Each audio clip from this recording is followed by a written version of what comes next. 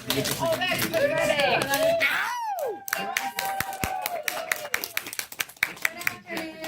My name is Mel Pichetto. I'm the track director here at Young Adult Lit. Thank you for spending your afternoon with us.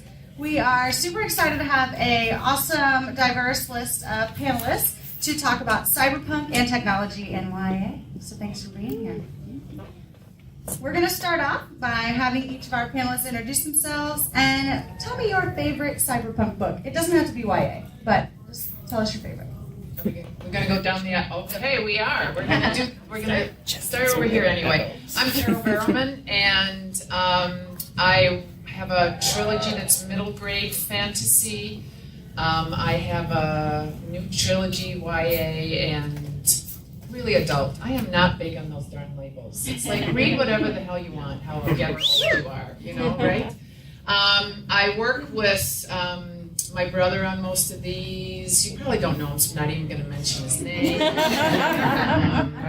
I do all the writing, he will tell you that, but we have a lot of fun plotting and imagining these things together. It's kind of cool. I'm a huge William Gibson geek. Yeah.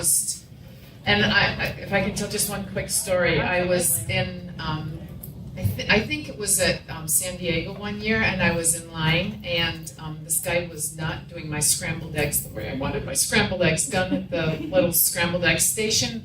I was not having a good day, and this giant of a man, if you've ever seen William Gibson, he's very, very tall, came up behind me, and he put his hand and he said, "You look like you need to take a deep breath."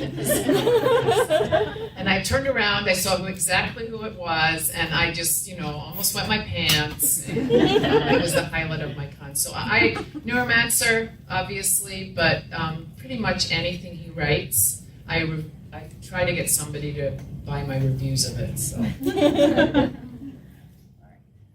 Hi, I'm Mary Mancusi. I have written about 25 books for kids, teens, and adults, mostly sci-fi fantasy stuff. A lot of you know me from other years. As far as my favorite cyberpunk book, she's obviously stole my answer. I know. Probably everyone's answer. Neuromancer is amazing. Snow Crash was also, I don't even know if I guess you could call that cyberpunk. Yeah. So Snow Crash is another huge favorite of mine and inspiration. I'm going to go with that.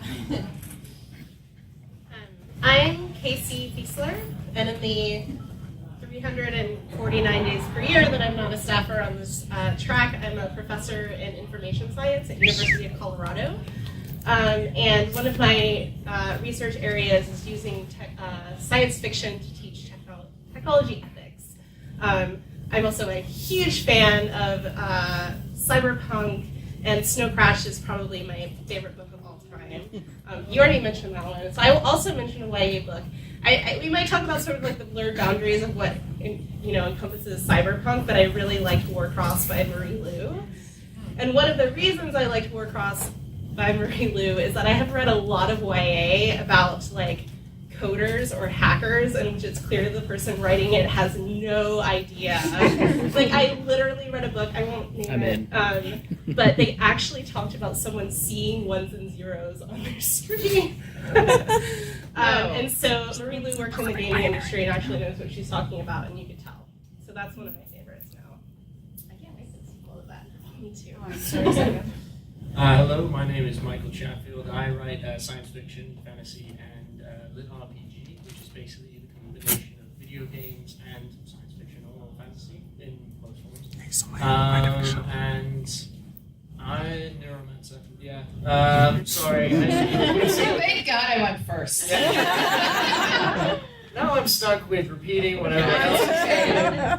But I also really did like Ready Player One, and it turned me on to actually the genre that I write in today, mainly. So yeah, it was good fun. I hope we have a good bit of time here. Hi, my name's Aleron Kong. I am a physician, but I've recently been able to step away from that, thank God, because I'm actually became an author. About 3 years ago, I also write in lit RPG, literature role-playing game. You guys may have seen us if you go on Amazon, because that's sort of where we were just kind of decided, like, oh, we write this, but that's not a genre, so we're cyberpunk. And so like people would be like, I love your book, but it's not Cyberpunk. Liar. I have to say, like, my favorite Cyberpunk is old school Shadowrun from back in the day.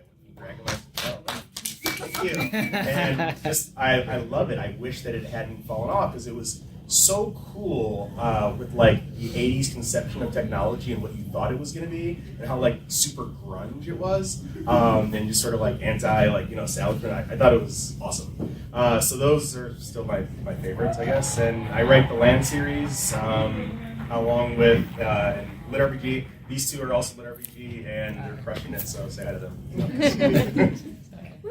Awesome. So, for those of you who write Cyberpunk, when you're incorporating science and technology into your books, what kind of research do you guys do to prepare for that? Do you like keeping things realistic? Do you like to sort of play with those boundaries of plausibility? What's your process like? Well, I'm going to start, but I'm not sure I qualify as writing Cyberpunk, although we do have a character in our Conjurer series who is super powered technologically, but he also has a superpower imagination like the other characters. Our main characters, when they draw, they can move in, they can make their art come to life, and they can move in and out of paintings. So that's the premise of the world. And this one character is able to do that digitally, and so he can create using computers and technology and animate from that. So I don't know if that counts or not.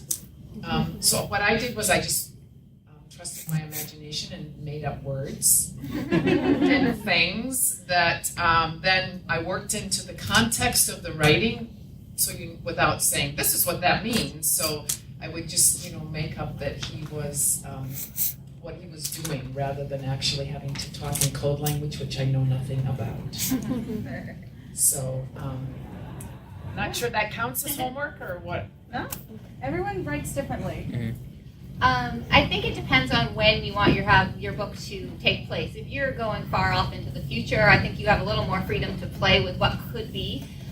When you're in near future, I think you have a responsibility to really look at what at least is being worked on, at least is in the realm of possibility. So I have a new book that will be coming out in spring 2020 called DragonOps with Disney, and it's a middle grade book. So one of the things I had to do was really balance how much I wanted to explain. It's a mixed reality theme park, so a kind of a virtual augmented reality theme park where these kids get trapped in, and there's a rogue AI dragon, and they have to win the game. And anyway, so you don't want to bog down a bunch of 9-year-olds and like, here's the technology of like how this all works. So you want an action adventure. You want the Jumanji kind of fun.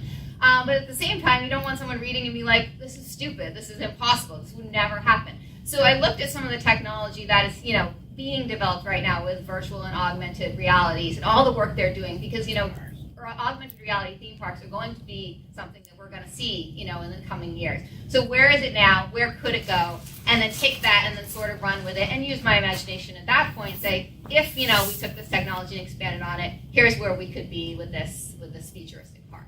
Mary's much more disciplined than I am. I will answer this question.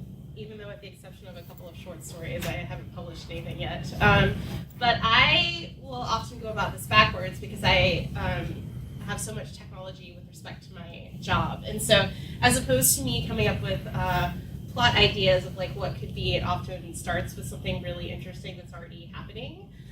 For example, I have a colleague whose research area is post-mortem data, like what happens to your Facebook profile, your Twitter data, etc. after you die.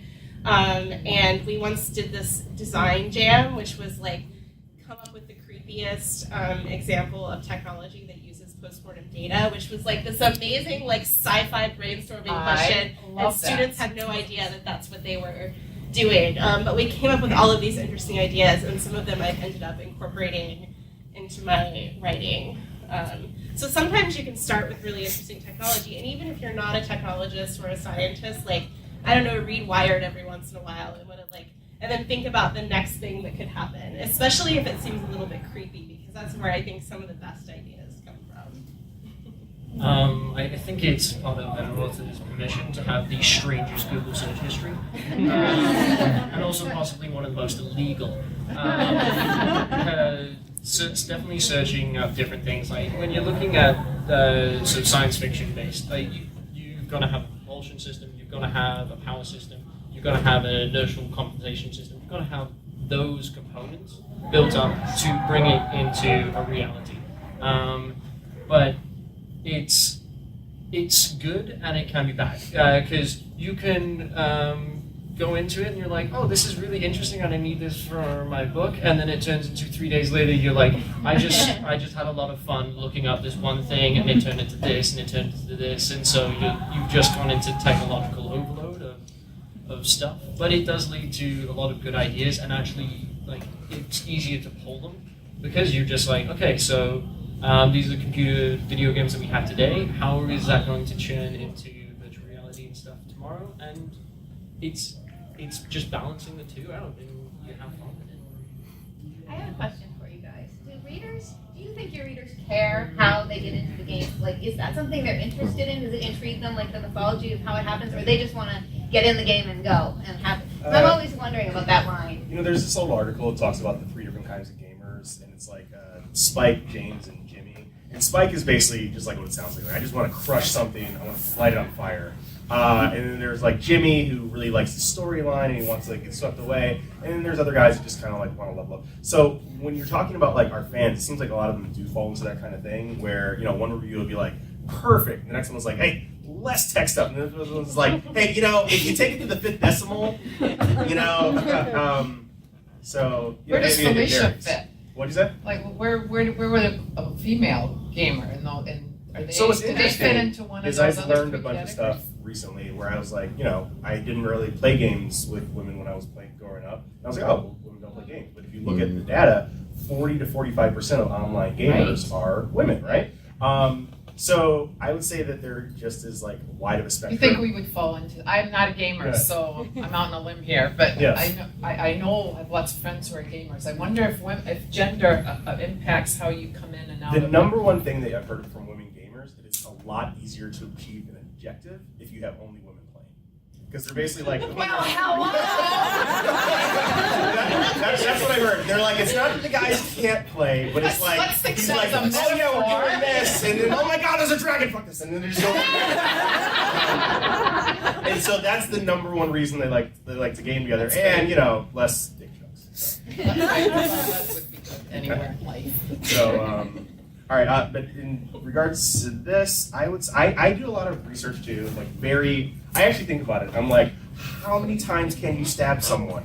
And then you're just like, you know. But I talk to various professionals, like I reach out to professors and other stuff like that, and I've even taken the time to like, you know, build a catapult so I can understand the stress. And it's really fun and it's interesting, but sometimes you're just like, but we've got it this way. And you're like, well, how does that justify? You're like, magic, shut up.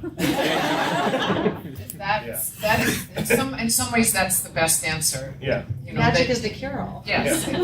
The other thing too is, and I tend to follow Elmore Leonard's school of writing, that if you think somebody's going to skip over what you're writing, don't write it. Just take it out. You know, Yeah. and I think if you've got a really good reader that you trust, who you can give them that piece of advice, if this is getting too bogged down, and so sort of trust those beginning readers. I just wanted to add one other thing too in relation to this.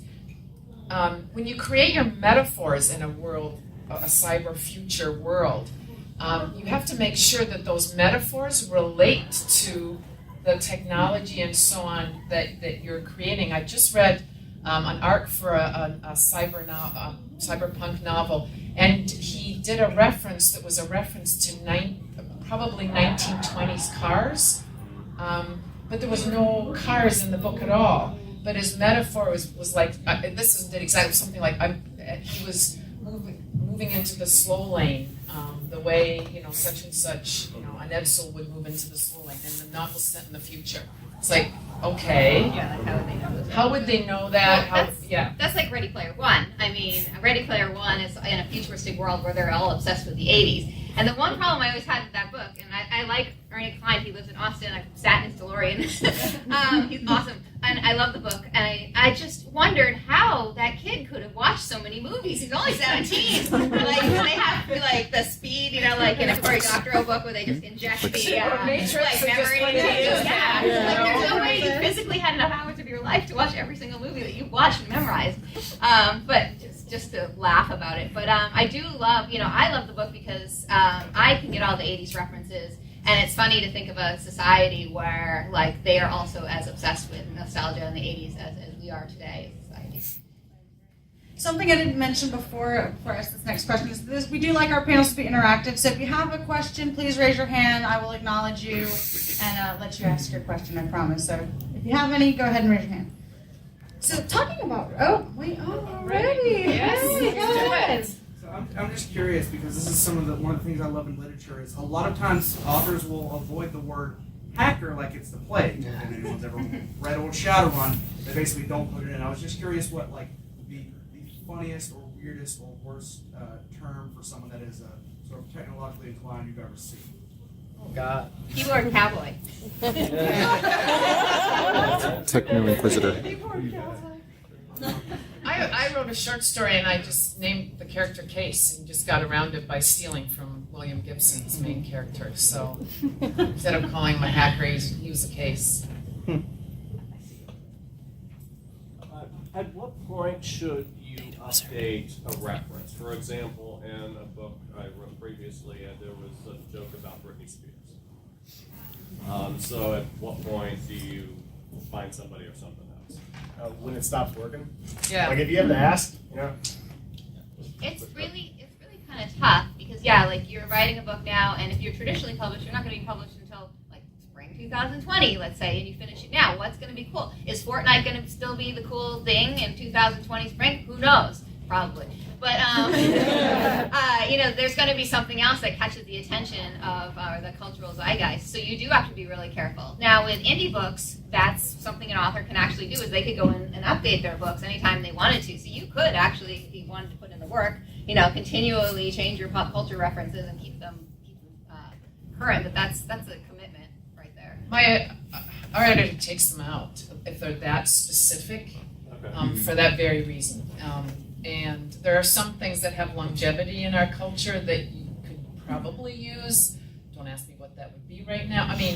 But our editor just takes them out if they flag a particular time in a particular period. Even though our book is set in here and now, 4 years from now, it's still going to be here. We want it to be here and now. So That's also I actually think this is a bigger deal with technology than it is with pop culture.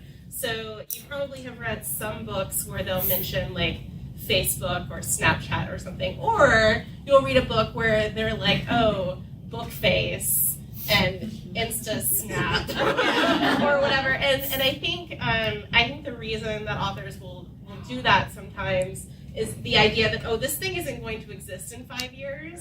Though sometimes things become, you can see the longevity of something like Facebook. So like if you read a book in 5 years and it mentions Facebook, you're still going to know what it is. The issue is just whether if you're pretending it's happening 5 years from now, if it would kind of look the same or not. Oh my gosh, I mentioned MySpace in a book. And I was horrified when I went back and I was like, oh no. Like acting like it was cool. Yeah. I think it would be like something like Leroy Jenkins. Like people can understand that, right? It's just so encompassing for just screwing over the entire party. But it's one of those things that you can understand because it's so ingrained that you'll have people who are just randomly like in a game. You'll have someone will just type Leroy Jenkins and you just pucker and you're just like, oh, this is going to be really interesting. But it's just kind of transcended. But then if it's a popular culture thing, if it is a contemporary thing, it could be very rapidly taken over. Because like if you make a reference to PlayStation 2, well, we're on PlayStation 4 now, and some people are not going to get that same reference. It just works out that way. But then at the same time, like there's something to be said for writing for people that when they see it, they realize that they're the ones that gets it. So like, like Halo 6 or something just came out, but anyone that's been a Halo player knows that the pistol was absolutely awesome and won, and that's the kind of thing that you can share with people, right? My tribe. So, I do Easter eggs for days in my writing, but it's also because that, that's what I like. And every once in a while people are like, you said it was 20 years in the future, why are you still talking about it? I'm like, well, you're talking about it now, so, boom, Nick at Night.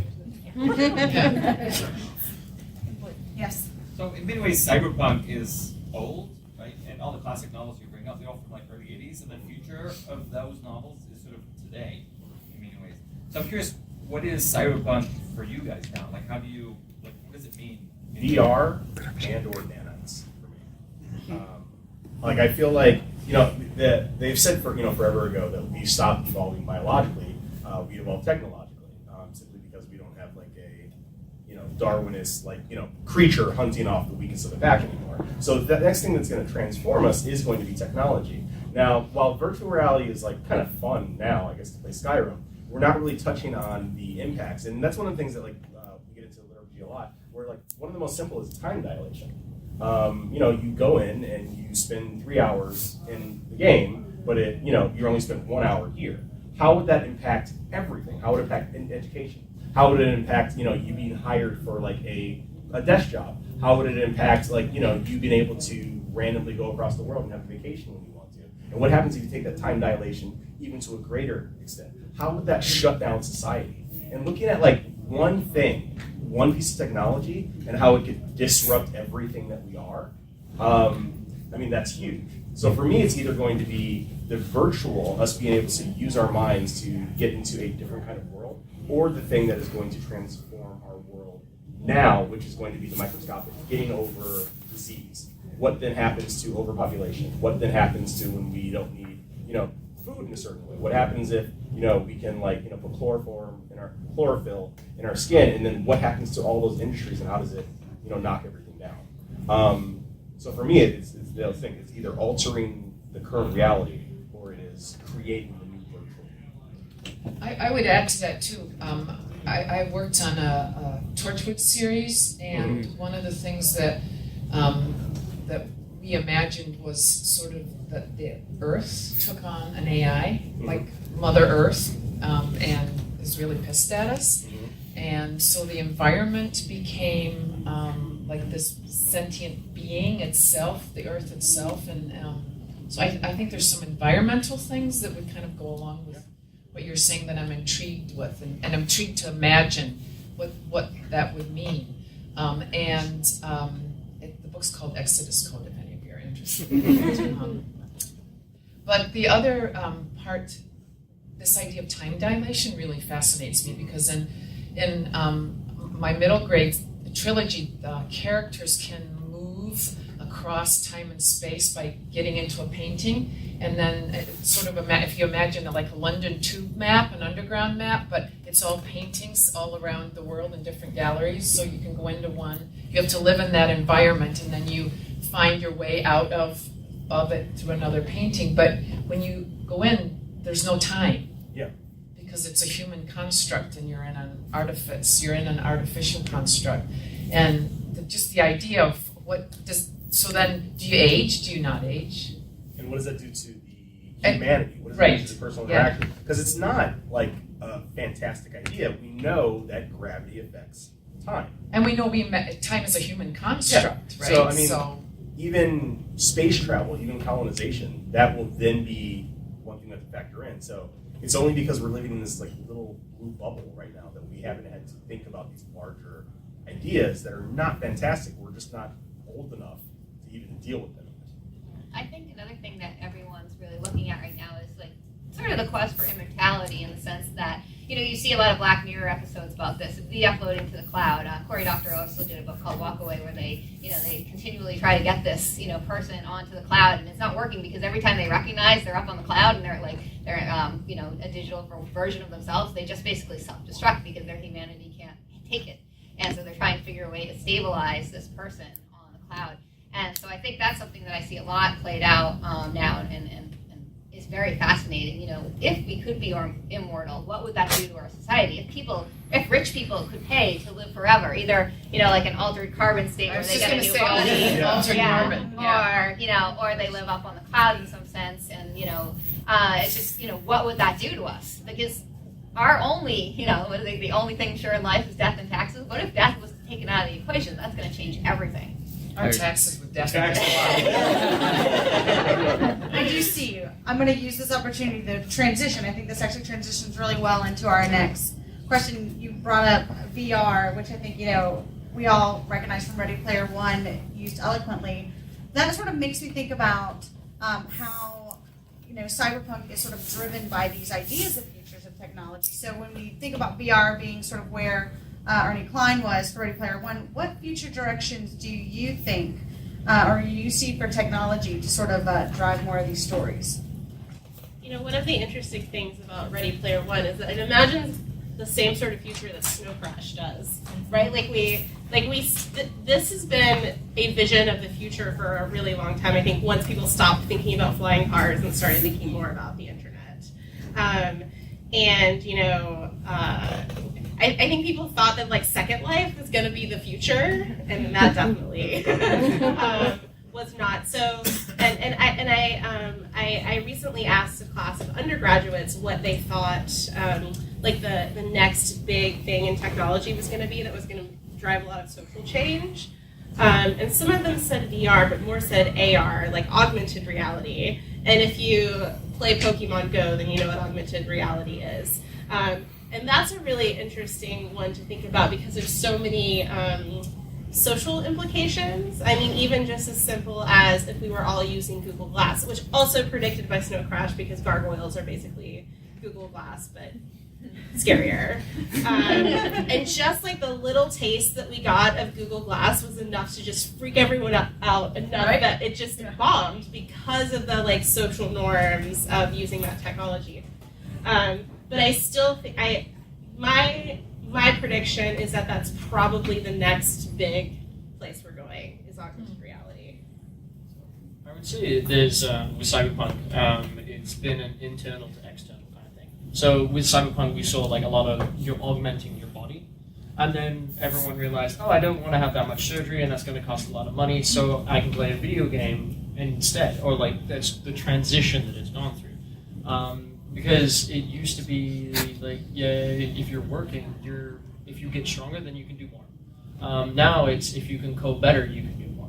And I think that has been something that has changed the reality of the sphere because we can have a lot more fun stuff to do. Like with virtual reality, you have the ability to basically become God.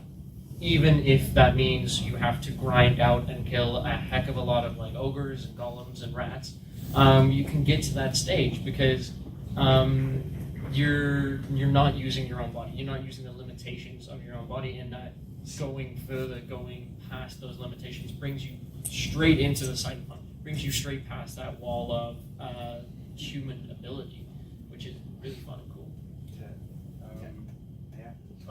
To add to that.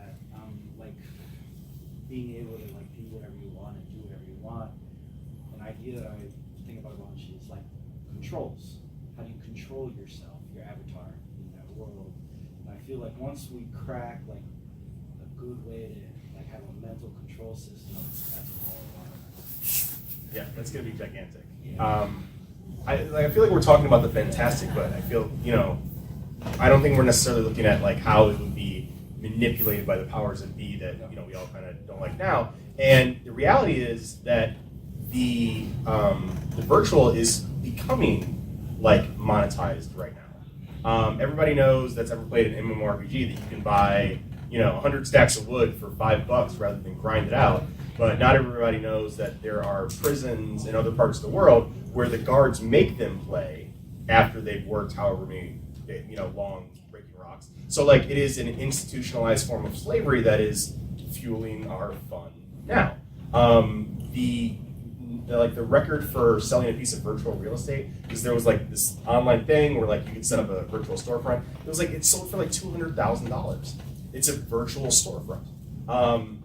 That is what I really see is going to be the next wave, where the virtual starts having a more monetary sort of value and how that affects us. And it's like, well, I could work at, place A in the real world and get, X amount of dollars. Or I could go through this virtual thing, which honestly was the entire premise of Ready Player One. It was all about money. So. The other book that's really good that deals with all these virtual economies is, and I know I keep saying Cory Doctorow, but he's obviously one of the kings of all this, is For the Win. It was a YA book he wrote a few years back, and so it's a little bit outdated. It's more in the World of Warcraft heyday. And they go through and they interview, there's different narrators in the story, and some are in America, and just, like the privileged kids playing video games for the fun of it, and then they have, like, kids that are working in the gold farming shops overseas, and it's really fascinating and interesting. And he does whole chapters where he just explains the economics behind it all and how it all works. They kind of jump out of the story itself. So if you're interested in that kind of thing, For the Win is really a good book that delves into that. So, actually, so as we move forward, because every decade it seems Cyberpunk changes a little bit. Now we're on VR, AR. Do you see a point where we'll just really have to start asking questions? When do we leave our humanity behind in the cyber world? Where it just hold us back. My best friend flipped out on me the other day because I was talking about how, if there was a Matrix tech, sign me up. He goes, Mark of the Beast! And I was like, what are you doing? But then there were other people that immediately jumped on it. So, this is obviously something that people are already, asking and talking about. There was this amazing movie, I thought it was amazing, called Transcendence with Johnny Depp, where it was basically about creating an AI, and it was all about, are you God? Should we kill you instead? You can't stop technology. So I feel like be part of the solution, be part of the people that are helping to drive it in the right way. Because otherwise it's you can't stop the internet. You can't, I agree with that. I teach, I'm also an English professor at a college in Milwaukee, and one of the classes I teach is the future in film and fiction. And I teach Blade Runner, and students hate it. They just hate it. When I first started teaching, everybody loved it, but it just doesn't relate much to, and we're mostly looking at it for its ethical issues. And my point here is that the students at the end of the class have to imagine some piece of technology that would be useful in the future.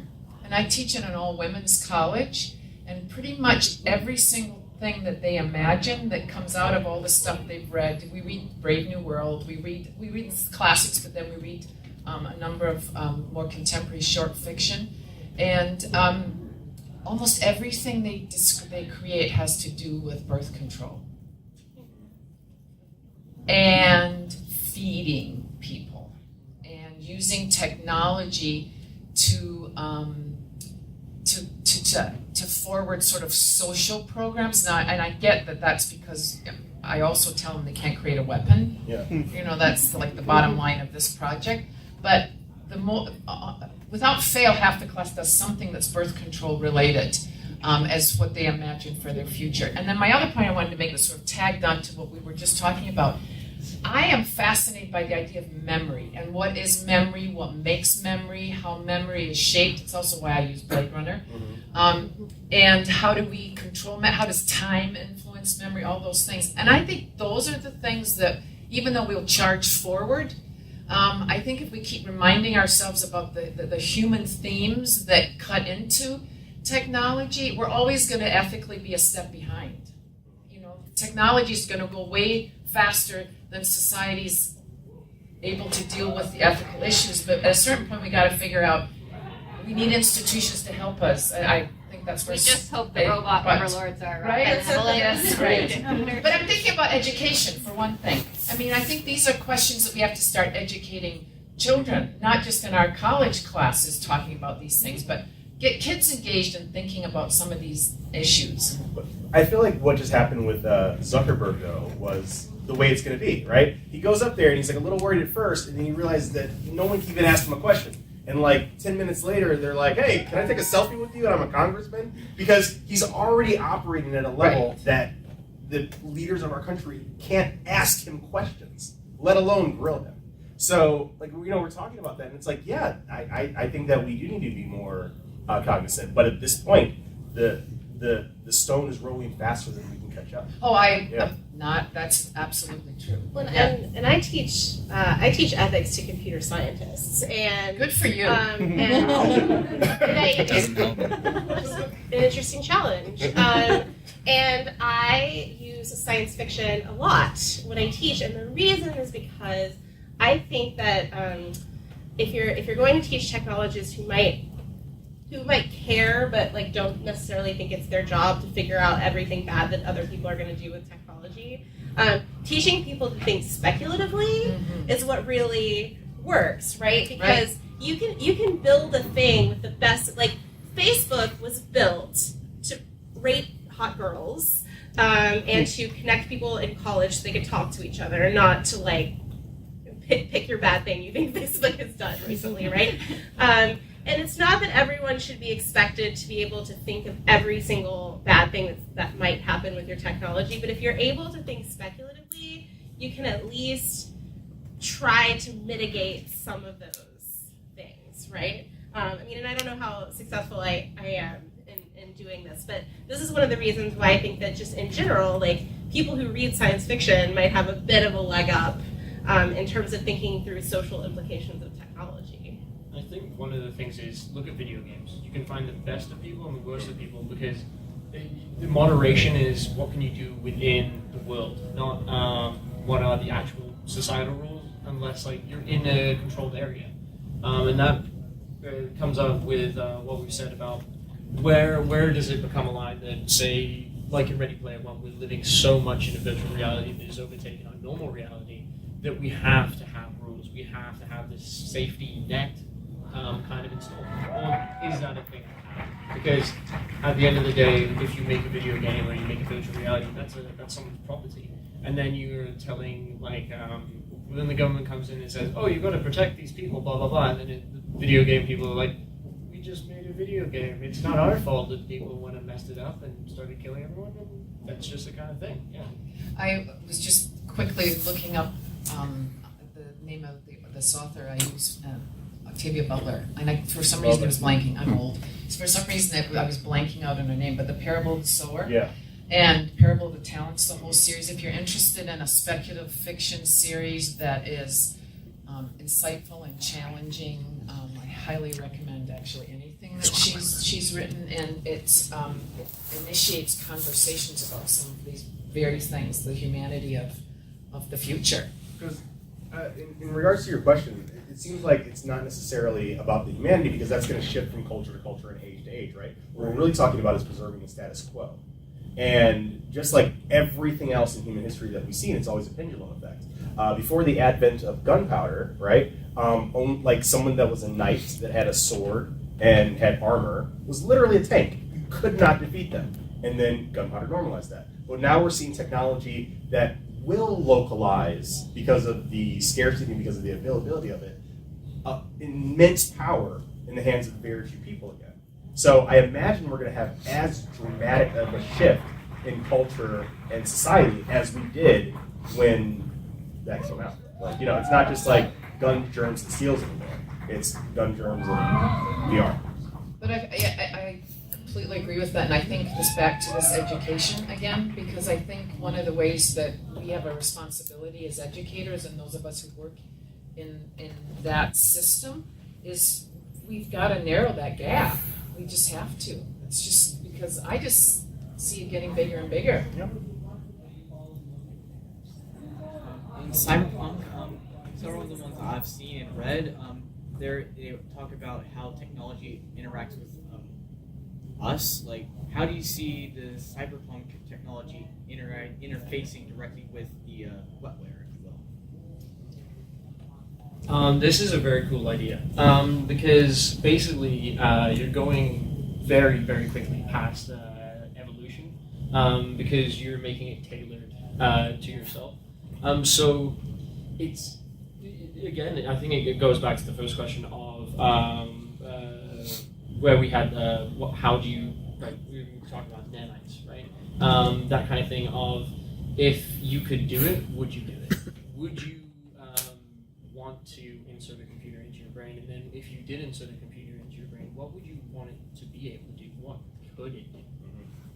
And the implications of that are massive. Like, would your ability to code, would it just skyrocket? Because now, instead of actually thinking in terms of code and phrases, you're thinking in just, I've got an image and it will do the rest of the coding around it, which is not how code works, because it's just going to be very complicated and you just work through it.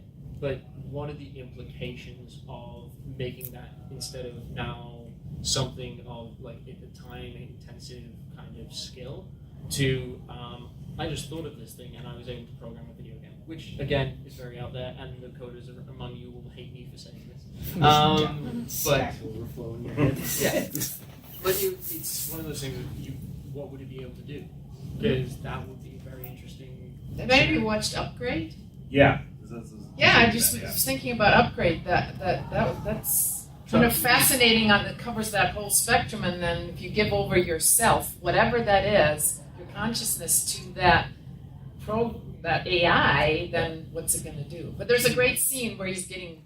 Did any of you seen it yet? Anybody? I think it's on. I can't remember if it was It's on Netflix. video now. Yeah, but he's in this fight, and of course he's getting the shit beat out of him, and because the AI hasn't kicked in yet, or the wetware hasn't kicked in, and so he's like, I can kick in anytime. When do you want me to let you fight? And it's But really a then fun once he scene. gives it control, where does it stop? Right? Yeah. But then the other part of your question It's is, a fun movie. are we talking about like just one or two people have that, right? Because everyone has this, which was a magical device 20 years ago. And now you have a panic attack if you leave it at home, right? So you may not want, like as my friend said, the mark of the beast or whatever, but if that half of the room has it, I'm pretty sure people that aren't comfortable with on this side are still going to get it.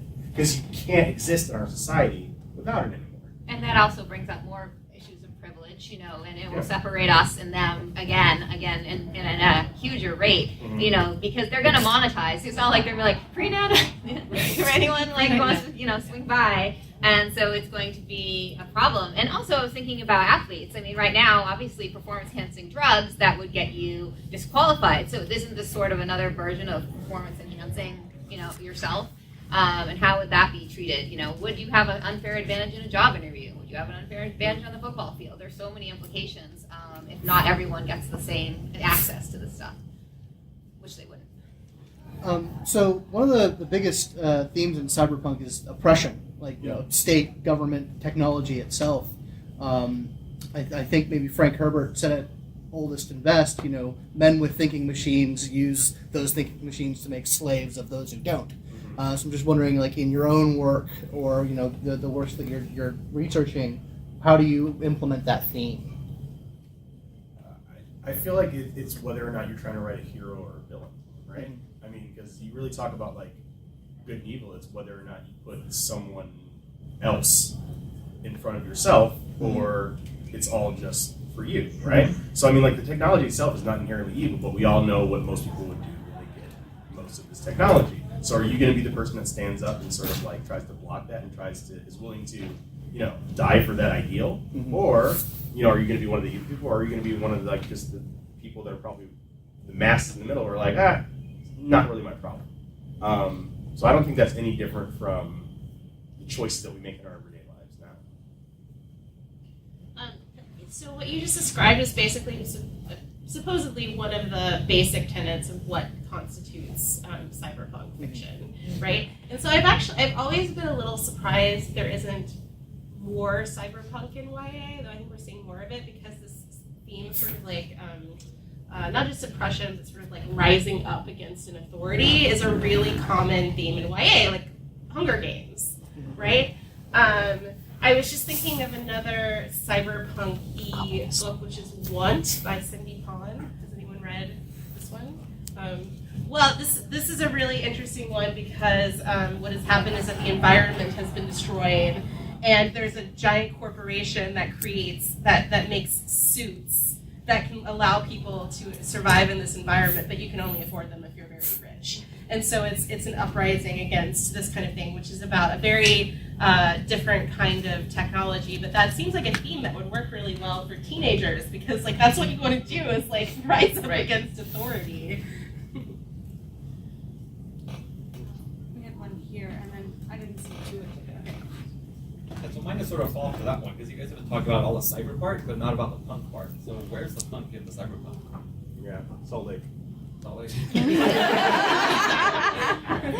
I don't. Yeah, I mean, I guess that's part of the answer, right? Is it's when someone's rising up against something. I mean, I guess Ready Player One was a pretty good example of that kind of thing. Like the scrappy kid.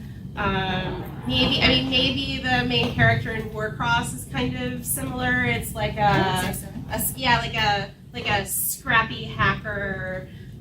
Being the one who's gonna change the world. I think that I'm failing to think of a protagonist in a book that's cyberpunk that is not kind of in that archetype of someone So a challenger, the scrappy and poor and downtrodden. But a lot of these end up in I hate the man and then I become the man afterwards. But where's the counterculture? I guess what is counterculture like nowadays? What is counterculture in the sort of cyberpunk that's being written now? Like, is it a rejection of the cyber? Is it?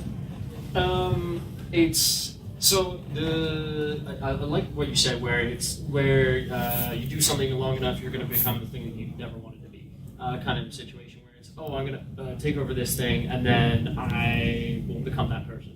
But that's and that's the thing, is like it seems almost a distribution of power instead of the concentration of it.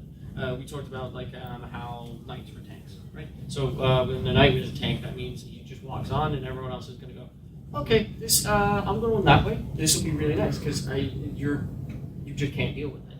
But then as soon as you can have a bunch of peasants with guns and then no one's safe, it creates chaos, but it also creates the ability to anything can be born from that, and that's where it just changes a lot of the stuff, which is really fun. But in that can